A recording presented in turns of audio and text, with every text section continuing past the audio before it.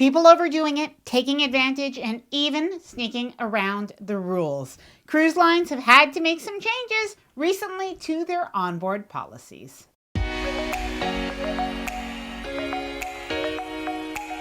there, I'm Ilana from the website lifewellcruise.com. Welcome back to my channel. Now there are several changes and updates that some might view as negatively impacting the cruise passenger, at least in certain instances. However, I do also have a couple on this list that you will see actually benefit cruisers, which I do think is a good thing. Now, most of these things have happened within the last few months to a year. However, I have included a couple really big changes that truthfully do impact the cruise industry that have been around just a little while longer. And I do need to warn you, number 11 is definitely a point of contention for many longtime cruisers. Now, before I get started, I did want to mention that if you like this video, if you find it helpful, informative, or enjoyable in any way, then please do give this video a big thumbs up. I really do appreciate it. And please subscribe to the channel if you haven't done so already. Let's get started. Number 1, no bringing cases of water bottles on board the cruise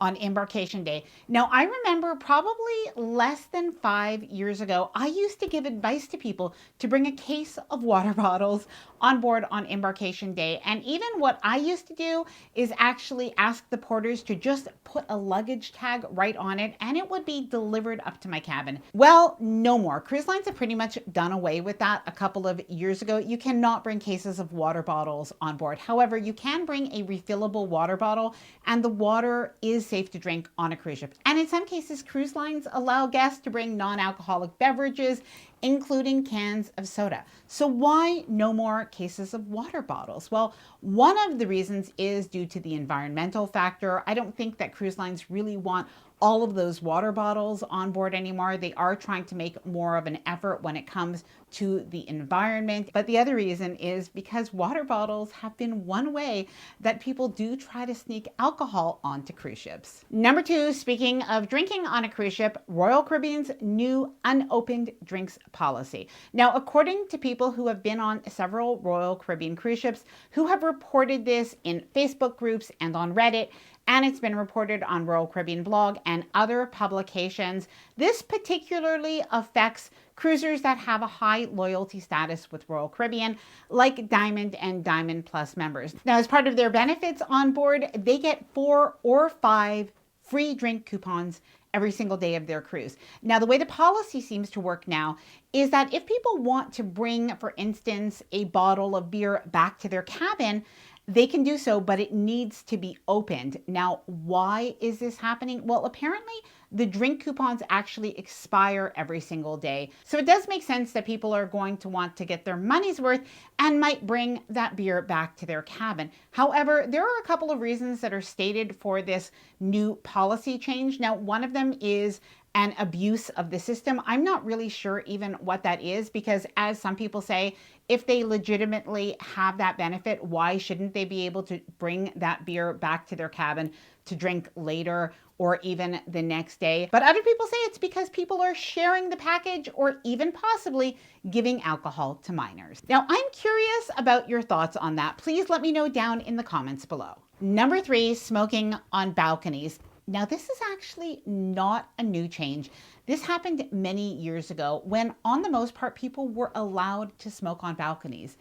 Until in 2006, there was a major fire on a cruise ship. So Star Princess back in 2006 had a fire that started on somebody's balcony. And according to reports, it seems like it was started by a cigarette that was burning perhaps on an article of clothing or even on a towel. Now, a lot of changes have been made since that point. And one of the changes is the fact that most cruise lines do not allow guests to smoke on their balconies. Instead, there are designated smoking areas. But in addition to that, a lot of changes were made to cruise ships and to cruise line policies. Now, this included making changes to some of the materials used on the exterior of the cruise ship and the balconies, including the balcony partitions and the fact that they were not able to be made with a flammable material, adding sprinklers adding dedicated lookouts, adding more fire safety training and drills, and letting guests know that they should not be leaving their towels and other personal items out on their balcony when they are not there,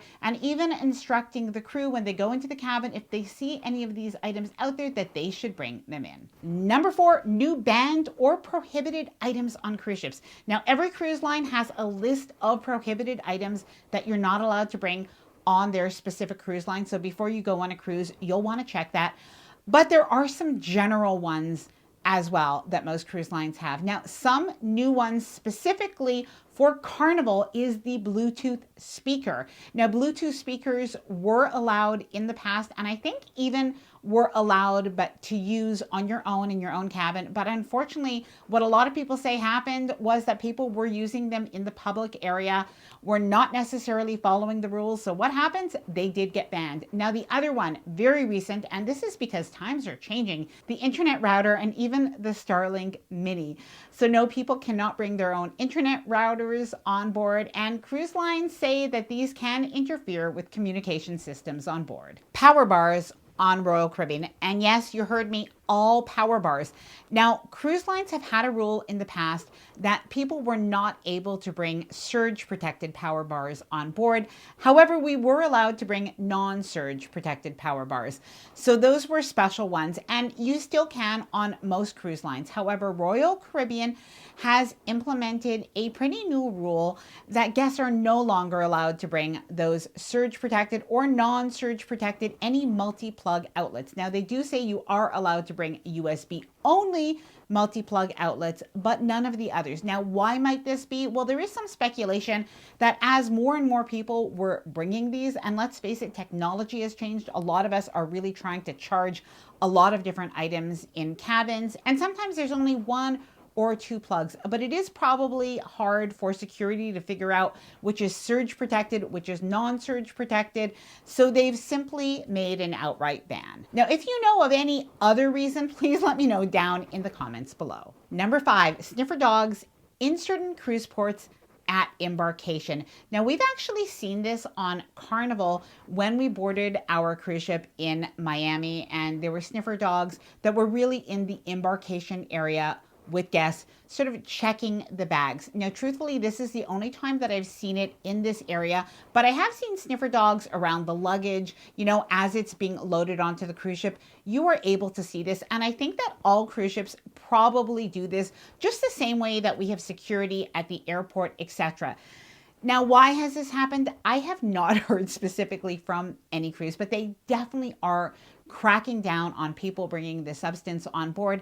And let's face it, times have changed. This is now legal in many states, or maybe where people are boarding their cruise ship. But cruise ships do have a strict rule. This is not able to be brought on board. And my understanding is that cruise lines are following federal law. But beyond that, they go to many different ports of call, and the laws are going to be different there than where you might be boarding. No homemade food items as gifts to crew members. Now, just to let you know, when you go on a cruise, you are allowed to bring food on board, but in particular, like packaged snacks. So if you want to bring some candy or some chips or something like that, you can do that. However, you are not able to bring any perishable food. So homemade food like homemade muffins or anything like that, you're not allowed to bring that onto a cruise ship. And in particular, as John Heald, Carnival ambassador, had pointed out, guests should not bring homemade food items to crew. Now, it really could put crew in a bad position because they're going to feel bad saying no to guests who do bring them homemade food,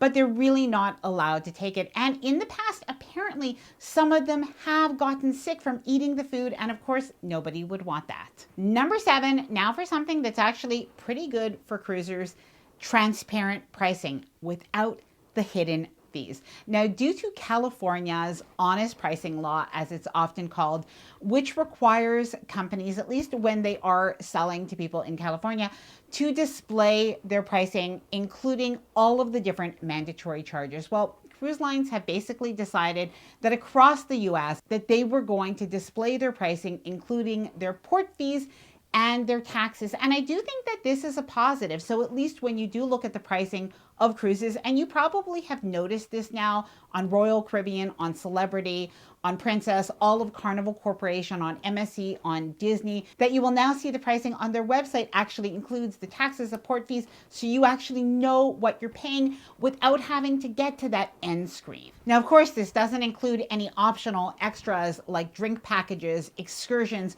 or even the gratuities, but at least we're able to know what the cost of the cruise actually is. Number 9, scooter size restrictions. Now, if you've ever been on a cruise, you may have seen, at least on some cruises, sometimes you will see scooters that actually line the stateroom hallways, or at least a little bit. And this is just not good for anybody. So Carnival implemented a policy within the last year or so regarding scooter size. And basically all of the scooters that people are using on board, if they need one, have to fit inside the cabin. Now, this could mean one of two things. If passengers decide to bring a scooter on board that is larger than 21 inches, then they need to get an accessible cabin where the doorway is wider and the scooter can fit through. However, if they get a regular cabin that the cabin doorway is typically 22 inches wide, then their scooter does need to fit inside the cabin. Now, they have all of the information on their website, so if any of this applies to you, make sure that you do go look there. But they also have an option for people that if your scooter is bigger, they do have a company that they work with called Scootaround that you could rent a scooter and the scooter will be delivered to the cruise ship. Now, they do point out that guests that bring scooters that are larger can be denied boarding. Now, up until now, I think a lot of these do make sense, but I know number 11 is going to bother a lot of people. But first, number 9, cracking down on chair hogs with a 30 or a 40-minute chair reservation policy. Now, on Royal Caribbean cruise ships, the last time that we sailed, we actually saw these sort of slip covers on some of the lounge chairs that pointed out, think again before you reserve this deck chair, and the fact that the chair can only be reserved for 30 minutes. Now, in practice, we actually saw a lot of chairs just with towels on them, but I'm sure it must be hard if people are going into the pool to know how long has somebody really used that chair. But they do point out on their website, and I do know that it has happened to people, that if crew members see that a chair is unoccupied for an extended amount of time, that they will actually remove the items and then they'll be kept for safekeeping, usually in the towel checkout area. Now, on Carnival, and I've actually seen this on a couple of other cruise lines as well, but they have a policy of 40 minutes unoccupied. And basically what will happen is if crew members notice that a chair is unoccupied for a period of time, they'll place a little notice or note card on the chair that will say the time. And then when 40 minutes have passed, the items will be removed from the chair. Now, please let me know if you like, and even if you think that that chair hog policy is effective, please let me know down in the comments below. Number 10, no beverages in the pools. Now, one thing you'll notice when you go on a cruise is around the pool area, you're not going to have any glassware. So even if you get a drink, it's going to be in a plastic cup or a plastic wine glass. It's not going to be glass for obvious reasons. Nobody wants to get cut on their foot or elsewhere in the pool area. However, you might be wondering, why do some cruise lines have a policy against having a drink in the pool or even in the hot tub? Now, I imagine on many cruise lines, this has been a policy for a while, but in practice, I had not seen it being enforced or monitored at all. However, recently when we were on an MSC cruise, we did notice that in the pool, even if you were like sitting on the edge, they said no drinks at all, even though they were in plastic cups. And we've seen this on other cruise lines as well. Now, personally, I did wonder why. And something that other guests had told me is that it is because passengers actually pee in the pool. I'm not sure that this is true. It might be because it gets spilled, but let me know what you think. I have definitely seen some people sitting for hours in a hot tub, and I have wondered. Number 11. Okay, this one is a very big change that has come out in the last couple of years, and cruisers are not happy about this one, especially longtime cruisers. And this is limits on food. Now, don't worry, there is still a ton of food to eat on a cruise ship, so you will never go hungry. However, some cruise lines have implemented limits on the amount of food that you can order, main dishes in particular, usually in the main dining room. So we have Carnival. Everything used to be unlimited in terms of how many appetizers, main dishes, and desserts that you could order in the main dining room. And starting a couple of years ago, Carnival implemented a policy where you could order 2 main dishes. After the second main dish, there was a $5 upcharge. Now, MSC Cruises has an additional charge if you order an extra main dish, also $5. And on some cruise lines, while they don't have an extra charge for an extra meal, they do have an extra charge on lobster night when there is a lobster tail, and they'll charge extra for an additional lobster tail. Now, other cruise lines don't even have lobster night at all anymore. Now, speaking of lobster, I think up until the pandemic, most cruise lines had the captain's night or the formal night where they did have a lobster tail meal available. Now, some cruise lines have completely done away with the lobster tail meal, and instead they do have, I think it is a little bit of a better quality lobster, but they do have that available for an additional charge. Now, I have to say, as much as I really hate the cost cutting and what it does to the customer experience, I have also seen food waste on cruises. I think that we all have if you've cruised before. And I think that a lot of us have even seen some people, some tables get like lots and lots and lots of lobster tails, or even get a lot of food to the table and leave a lot of food wasted on the table.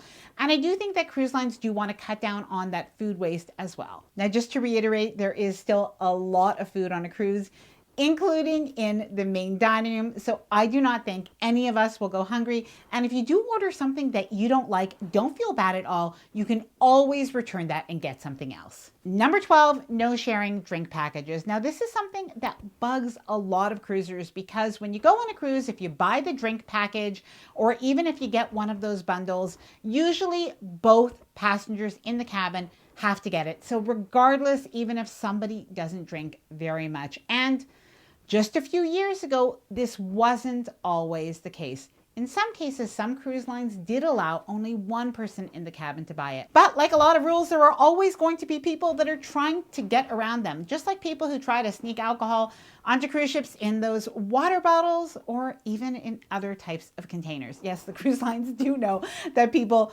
are doing that. And of course, it does impact all of us, as cruise lines have no choice but to implement or even enforce the rules they have.